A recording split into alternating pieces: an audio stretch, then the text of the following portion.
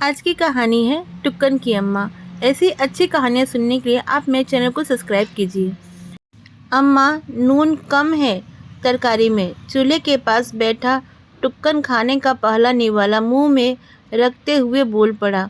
दे रहे हैं, रुको। अम्मा ने इतना कहते हुए नमक के डब्बे में हाथ डाला लगाया तो टुक्कन ने हाथ आगे कर दिया। नहीं, हाथ में नहीं देंगे। इतना कहकर अम्मा ने थाली में नमक रख दिया। हाथ में काहे नहीं? खाने को छोड़ अम्मा की तरफ अपनी बड़ी बड़ी आंखों से घूरता हुआ टुक्कन बोला। हाथ में नून देने से सब धर्म चला जाता है।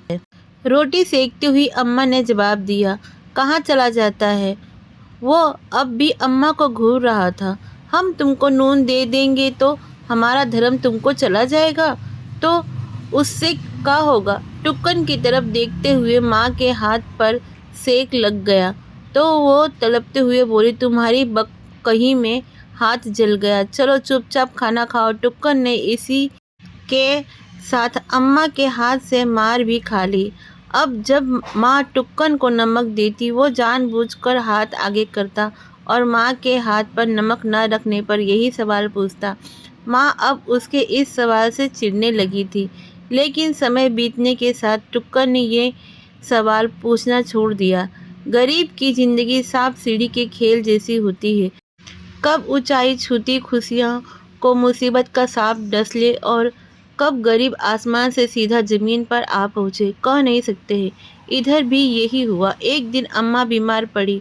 टुक्कन का परिवार जो कम में ही खुश था, आज मुसीबतों के पहाड़ तले दब गया। टुक्कन के पिता ने अपनी हैसियत के हिसाब से आसपास के सभी डॉक्टरों को दिखाया, लेकिन उसकी हालत में कुछ खास सुधार नहीं आ रहा था।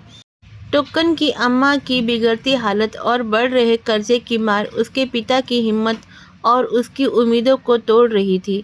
एक दिन टुक्कन अपनी अम्मा के सिरहाने जाकर बैठ गया। अम्मा, तुमको क्या हो गया? अम्मा को एकटक देखता हुआ टुक्कन बोला। कुछो नहीं बउआ, बस थोड़ा बीमार हैं, जल्दी ठीक हो जाओ।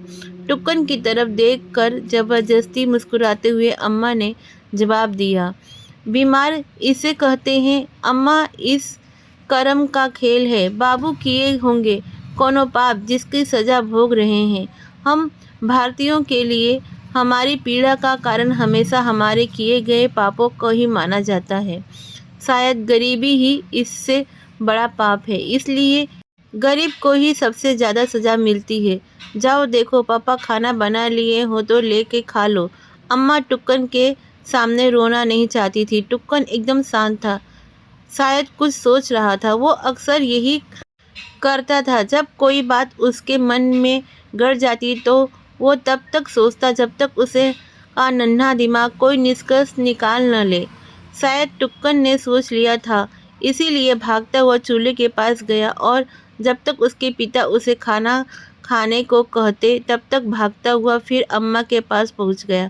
अम्मा, हाथ दो। क्या हुआ? हाथ दो ना। क्यों तंग कर रहा है टुक्कन? जाके खाना खा ले। कमजोरी की वजह से चिड़चिड़ी हो चुकी अम्मा ने थोड़ा चिढ़ कर कहा। अम्मा, एक हाथ दो ना। ये लो। अम्मा जानती थी कि टुक्कन बहुत जिद्दी है। जब तक वो हाथ न आगे करेगी तब तक वो कहीं नहीं जाएगा, इसीलिए उसने हाथ आगे कर दिया। अम्मा की खुली हथेली पर टुक्कन ने अपनी नन्ही सी मुट्ठी खोल दी। मुट्ठी में समाया सारा नमक अम्मा की हथेली पर जमा हो गया। अम्मा ने, अब हम तुमको अपना सारा धर्म दे दिया है। तुम्हारा सारा पाप कट जाएगा और बहुत जल्द ही ठीक हो जाओगी। टुक्कन के चेहरे पर संतोष था और माँ की आंखों में हैरानी, करुणा, प्रेम मिले आंसू। अम्मा समझ नहीं पा रही थी इस पर टुक्कन से क्या कहें। उसने टुक्कन को करीब बुलाया और सीने से लगा लिया। टुक्कन के पिता दूर से ही सब देखकर मुस्कुराते रहते थे। नमक से कुछ ना होगा, लेकिन अपने लिए बेटे के मन में इतना स्नेह और फिक्र देखकर अम्मा के अंदर की आधी बीमारी क्षण भर में ठीक हो गई थी। बच्चे सच में आधा दुख हर लेते हैं।